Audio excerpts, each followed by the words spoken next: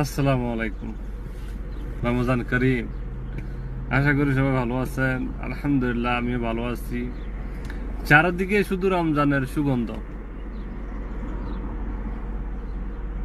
মাশাআল্লাহ। শুধু রমজানের সুগন্ধ পাচ্ছি। আলহামদুলিল্লাহ, শুকরিয়া আল্লাহ দরবারে। এটা সাধারণ কোনো অনুভূতি না, কি বলেন? এটা সুন্দর অনুভূতি।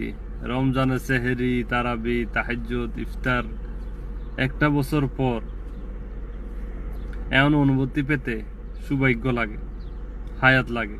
আলহামদুলিল্লাহ, শুকরিয়া আল্লাহ দরবারে। দিনগুলো অনেক ভালো কাটতেছে।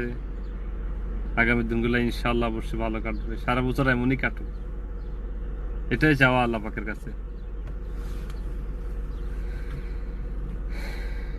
এই মাসের উসিলায় আল্লাহ সুবহানাহু ওয়া তাআলা আমাদের সকলের গুনাহ মাফ করে দিক, আমিন।